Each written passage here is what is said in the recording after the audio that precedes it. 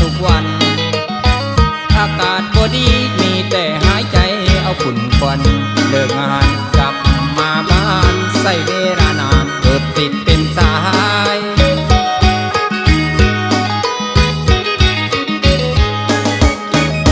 อยู่ในเมืองมันฝืดเฟืองหนักหนา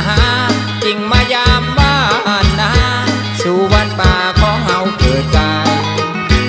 มากินกุ้งหอยหมูป่าซิวน้อยแก้วกบข้างลายมาคุดจีรอหาหน่อไม้ไรเก็บเอาเห็ดไข่มาแกงใส่กัน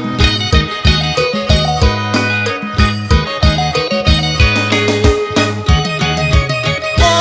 ยได้มาบ้านเอาปีนี้สุขีพาใจมวนซื่นยามกลางคืนมีบุญอยู่บ้านเที่ยวพรใส่แต่ลำหยุดเหล่าให้น้ำแก้มกับต้มไก่ยังหักษาไว้ประเพณีเฮาโอ้ยได้มายามลุงยามป่าสุขอุลาได้นอนนำพ่อแม่มีความสุขเดินละแม่นแท้ๆได้มาบ้านละแม่นเก่าเฮาอีดีเด้คนงามเอ้ยคนงามเอ้ยยามมื้อเช้าขี่หลังป่วยออกนาอากาศดีหนักหนาสักกุณาก็ห้องมวน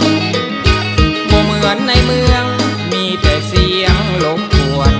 อยู่บ้านนาเพื่อใจมวนชวนกันไปเข้าแค้นเกี่ยวสาวอยู่เมืองเคยอุกเคยเอา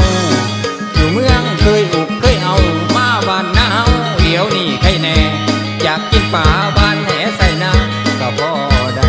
แม่นแก้วแรงอยากไข่มดแดงก็ไปแย่เอาโลดอยากหอยสดสดตะลุงงุ้มเอาใดบ่ใส่เงินหลายคืออยู่ในเมืองนั้นสวรรค์บ้านนาเฮาดีแท้สวรรค์บ้านนาเฮาดีแท้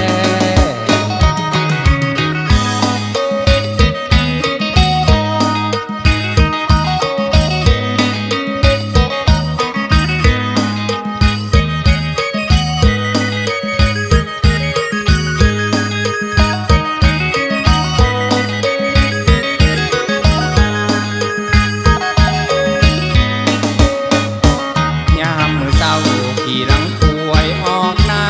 อากาศดีหนักหนาสักกุณาก็ห้องมวนบ่เหมือนในเมืองมีแต่เสียงรบกวนอยู่บ้านนาเพื่อใจมวนชวนกันไปเข้าแค้นเกี่ยวสาว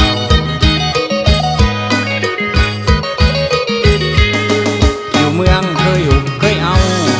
อยู่เมืองเคยอุกเคยเอามาบ้านนาเดี๋ยวนี้ใครแน่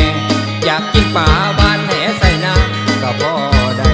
แม่นแก้วแรงอยากไข่มดแดงก็ไปแย่เอาโลดอยากหอยสดสดตะลุงงุ้มเอาใดบ่ใส่เงินหลายคืออยู่ในเมืองนั้นสวรรค์บ้าน